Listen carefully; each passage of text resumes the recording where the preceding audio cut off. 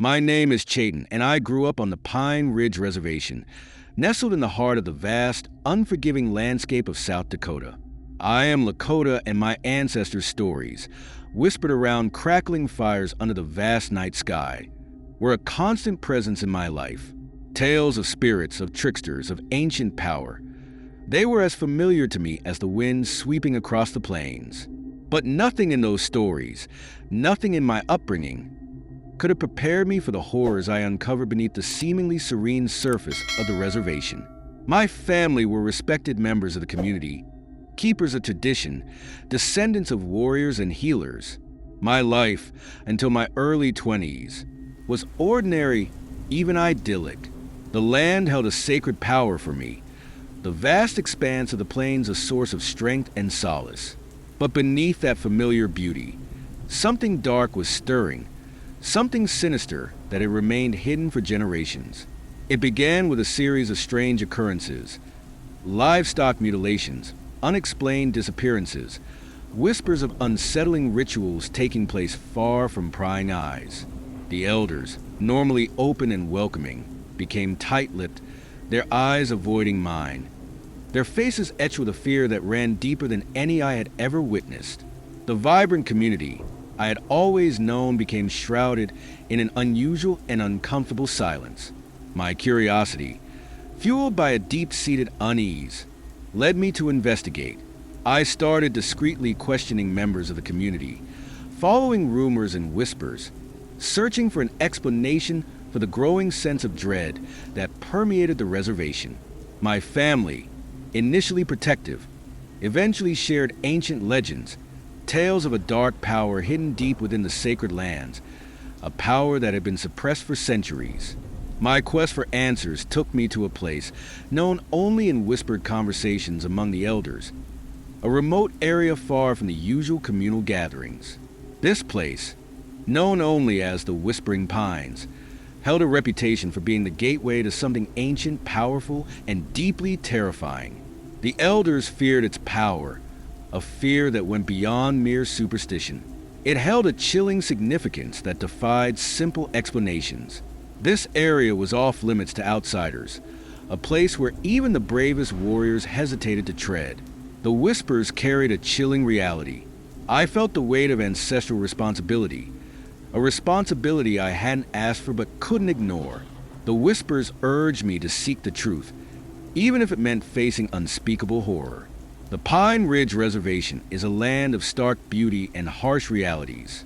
The vast, open plains meet the rugged, unforgiving terrain of the Black Hills, creating a landscape that is both breathtaking and unsettling. The wind, a constant presence, carries with it the whispers of the past, the echoes of ancient battles and forgotten traditions. This landscape holds a power of its own, a power that is both awe-inspiring and deeply unsettling. The Lakota people, my people, have a deep and profound connection to this land. Their history is woven into the very fabric of the landscape, their traditions intertwined with the rhythms of nature. They possess a deep understanding of the land's power, both its benevolent aspects and its hidden dangers. This understanding is what made the growing unease within the community so disturbing. My family, the keepers of the sacred flame, as they were known, were custodians of ancient knowledge and traditions. They were guardians of secrets that had been passed down through generations, secrets that held the key to understanding the dark power lurking beneath the surface of the reservation. Their respect for the land was absolute. Their knowledge of its power was profound. Their fear, however, was palpable. My grandmother, a powerful medicine woman, was the heart of our family. Her wisdom and insight were legendary, her connection to the spiritual world unparalleled. She was deeply troubled by the events unfolding on the reservation, her usually calm demeanor replaced by a deep anxiety that transcended mere superstition. She knew there was something more at play, a something far more dangerous than any tribal legend would have anticipated. Among the community, there were whispers of dissent and division. Some believed that the ancient power should be unleashed, viewing it as a source of strength and dominance. Others clung to the traditions of containment, fearing the consequences of awakening such a potent force. These differing beliefs intensified the already simmering unease within the community and fueled the rising tension. This deep division within the community created a chasm that would deepen with every passing day.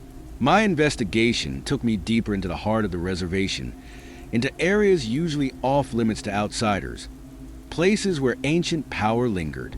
I began to sense a presence, a subtle yet inescapable feeling of being watched, of being observed by something far older and more powerful than myself. This subtle shift made the search even more harrowing.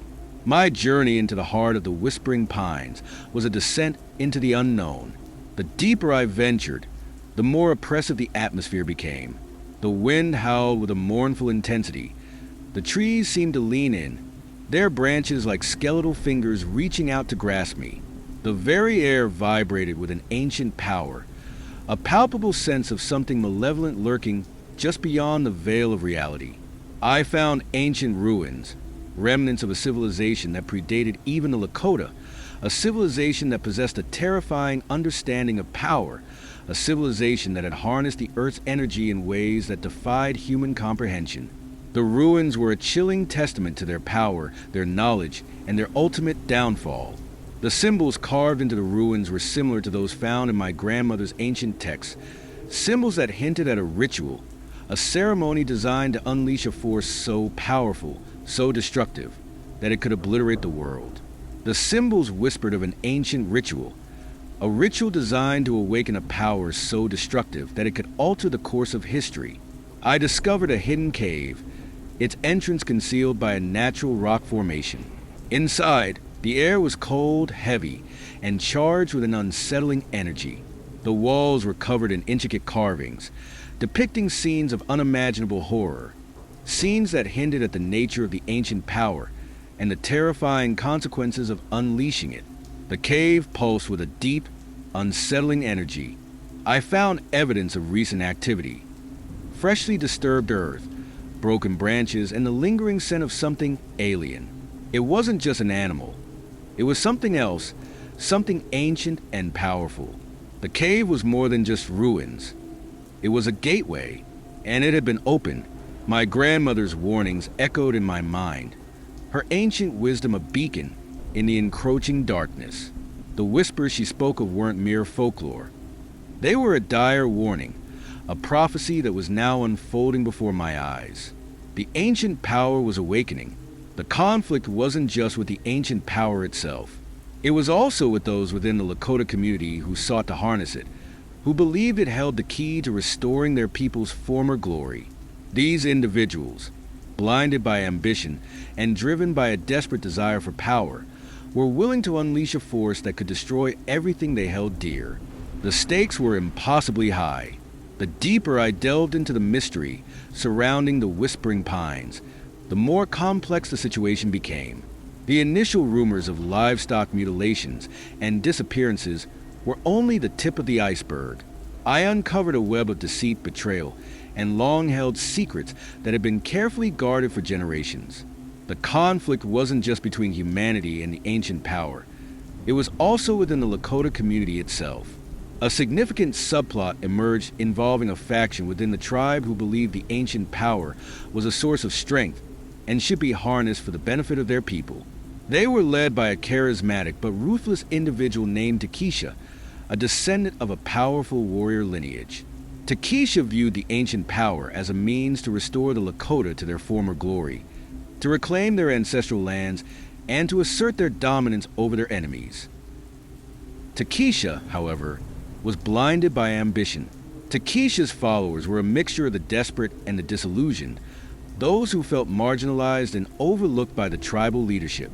They believed Takesha offered a path to power and redemption, a chance to escape the cycle of poverty and despair that plagued the reservation. Takesha's charisma and his promises of a better future made him a powerful force. But his methods were ruthless and his vision deeply flawed. Another layer of complexity emerged with the discovery of a hidden faction of elders who had been secretly guarding the ancient power for centuries, maintaining a fragile balance to keep it contained. They were a silent, watchful group, keepers of ancient knowledge and traditions. They were the true protectors of the reservation, the unseen guardians of its sacred lands. However, even they had their secrets. Their methods for containment bordered on manipulation, a fact that added a layer of complexity to an already desperate situation. Time was running out. Takesha and his followers were accelerating their preparations for the ritual, their actions growing bolder and more reckless. The ancient power was growing stronger, its presence becoming more palpable, more ominous. The whispers within the whispering pines intensified, the warnings growing louder and more urgent. I felt a growing sense of dread and desperation as I realized the limited time to stop Takesha before it was too late. My knowledge of the ancient traditions could only buy me so much time. This was a race against time. The turning point arrived unexpectedly. During a seemingly routine meeting of the tribal council, Takesha, with his followers surrounding him, presented his case for unleashing the ancient power, his words laced with a chilling blend of charisma and menace. He painted a vivid picture of a restored Lakota nation, powerful and prosperous, a nation that would reclaim its rightful place in the world. His speech resonated with many of the disillusioned and marginalized members of the community, his words subtly manipulating their emotions and fears. During Takesha's speech, however, a crucial piece of information was revealed. An ancient prophecy detailing the specific conditions required to unleash the ancient power and the catastrophic consequences of failure. The prophecy was a cryptic blend of symbolic language and stark warnings. It spoke of a specific artifact, a sacred object that had been lost for centuries and without which the ritual could not be completed. The prophecy had always been considered a myth, a cautionary tale, but Takesha's speech gave it chilling relevance.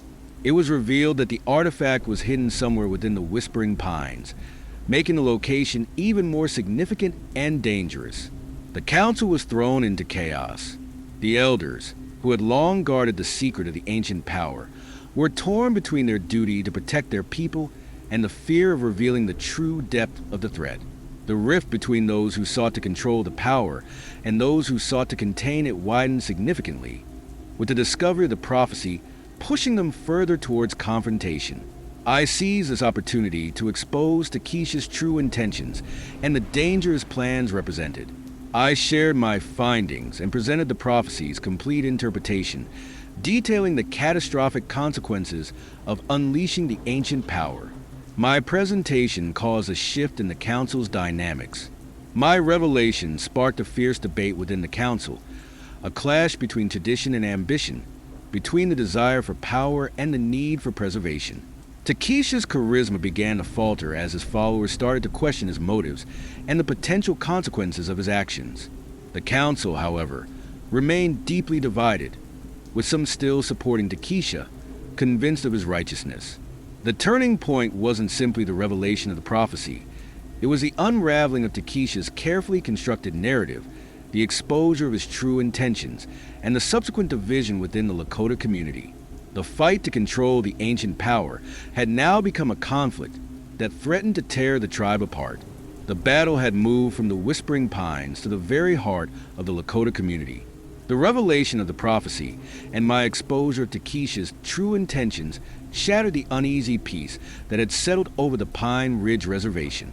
The community fractured, dividing into factions, those who supported Takesha and his vision of power, and those who sided with the elders and the traditional ways of containment. The once unified community became a battleground of conflicting beliefs and simmering resentment.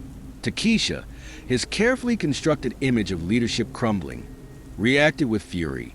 He denounced me as a traitor, a threat to the Lakota people, and vowed to proceed with the ritual regardless of the consequences. He accused me of undermining the tribe's chance at prosperity and dominance. The elders, facing the potential unleashing of an ancient evil, responded with a desperate attempt to reaffirm their authority. They initiated ancient rituals of containment, hoping to suppress the growing power emanating from the Whispering Pines. Their actions, however, were met with resistance from Takesha's followers, who viewed the elders' attempts as an act of betrayal and an impediment to their aspirations. The reservation was now in a state of open conflict. The once peaceful community was consumed by fear, mistrust, and the simmering threat of violence. The conflict intensified, dividing families and friends, pitting brother against brother. The deep respect for tradition and the shared heritage that had once united the Lakota was now overshadowed by chaos and desperation. Takesha, driven by a ruthless ambition, accelerated his efforts to locate the lost artifact. He used intimidation and violence to control his followers, silencing any dissent. His ruthlessness became a symbol of his power, attracting more followers who were desperate for a sense of direction and security. The whispers in the community grew more menacing. Fear became a tangible presence. My role shifted from investigator to protector. I worked alongside the elders, using my knowledge of the reservation and its traditions to try and stop Takesha before he could unleash the ancient power. The stakes were impossibly high. The fate of the Lakota people, perhaps even the world, rested on our shoulders. The conflict had become a desperate fight for survival. The conflict on the Pine Ridge Reservation escalated into a desperate struggle for survival. Takesha's followers, driven by a desperate need for change and a belief in their leader's vision, engaged in increasingly reckless acts of defiance against the elders and those who opposed them. The once peaceful community was consumed by fear and mistrust. My role shifted from investigator to protector. I found myself caught between two opposing forces, both driven by a desperate need for control. Takesha's ambition and the elders' fear of the unknown. I had to navigate this perilous path, using my knowledge of the Lakota traditions and my understanding of the ancient power to find a way to avert catastrophe. My growth during this period was not just about acquiring new skills or knowledge. It was about confronting my own limitations and biases. I was forced to question my assumptions, to reassess my understanding of the Lakota traditions and the true meaning of their sacred stories. The ancient power was not merely a source of fear, but a reflection of the tribe's history, its resilience, and its connection to the land. I learned to utilize the subtle nuances of Lakota traditions to counter Takesha's tactics, leveraging the strength of the community's shared heritage and belief system against his manipulative rhetoric. I used stories, symbols, and rituals to remind them of their interconnectedness and their shared responsibility to protect their sacred lands. The elders, despite their age and weariness, found renewed strength in their commitment to preserving the balance. They passed down more ancient knowledge, empowering me with the tools to confront Takesha and his followers effectively. They reminded me that the Lakota's strength lay not just in their warriors, but in their wisdom, their resilience, and their unwavering connection to the land. My understanding of the ancient power evolved. It wasn't simply a malevolent force. It was a reflection of the Lakota's history and their relationship with the land. It was a source of both immense danger and profound potential, a force that could destroy or heal, depending on how it was wielded. This was a fight that extended beyond stopping Takesha. It was a fight to save the Lakota and to protect the balance of the sacred lands. The conflict wasn't just about physical battles. It was about confronting the deep-seated issues within the community, the despair, the disillusionment, and the loss of hope that had fueled Takesha's rise to power. This realization forced me to confront the failings of the tribal leadership, their inability to address the needs of their people, and the growing divisions that had plagued the reservation for generations. The fight against Takesha became a struggle for the very soul of the Lakota. The conflict between Takesha's faction and the elders reached a boiling point. Takesha, having finally located the lost artifact, prepared for the ritual to unleash the ancient power. He chose a location steeped in ancient significance, a sacred site known as the Heart of the Earth, a place where the energy of the land was particularly potent. This location, known for its power, heightened the danger and the urgency of the situation. The elders, knowing the devastating consequences of Takesha's plan, initiated their own preparations. They gathered their most powerful medicine men and women, preparing for a counter-ritual, a desperate attempt to contain the ancient power and prevent its release. The urgency of the situation left little time for preparation. I found myself caught in the middle, forced to choose a side, a decision that weighed heavily on my soul. My loyalty to my people and my ancestral heritage pushed me towards the elders, but my understanding of the ancient power reminded me of the deep-seated issues within the Lakota community that had fueled Takesha's rise. The situation was fraught with conflicting loyalties.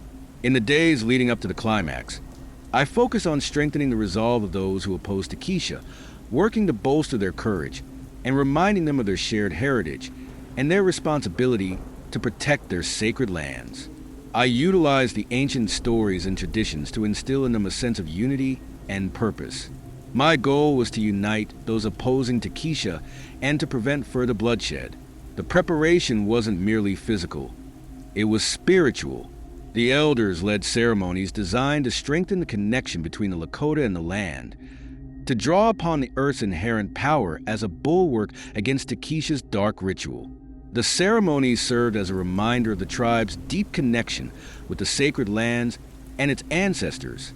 I also worked to understand the intricacies of Takesha's ritual, studying the ancient texts and symbols to identify vulnerabilities and weaknesses. I searched for a way to disrupt the ritual without unleashing the full force of the ancient power, a path that would minimize casualties and prevent long-term damage. The goal was to disrupt, not destroy. My knowledge of the ancient texts proved crucial. The preparation culminated in a tense standoff at the heart of the earth. Takesha and his followers arrived, their faces grim, their eyes burning with a fanatical zeal. The elders and their supporters, armed with their faith and their ancient traditions, stood ready to confront them. The clash was inevitable. The climax unfolded at the heart of the earth, a sacred site pulsating with ancient energy. Takesha, adorned in ceremonial garb, stood at the center, the lost artifact clutched in his hand. His followers formed a protective circle around him, their faces grim and determined. Opposing them, the elders and their supporters, myself included, stood ready to confront them. The air crackled with tension, the silence broken only by the mournful cry of the wind. Takesha began the ritual, chanting ancient words in a language lost to time, his voice resonating with a chilling power that seemed to draw energy from the earth itself. The ground trembled, the air grew heavy, and a palpable sense of dread settled over the sacred site. The ancient power responded to his call, its presence growing stronger, more palpable with each passing moment. The elders initiated their counter-ritual, their voices blending in a powerful counter-chant, their actions designed to disrupt Takesha's ceremony and contain the ancient power.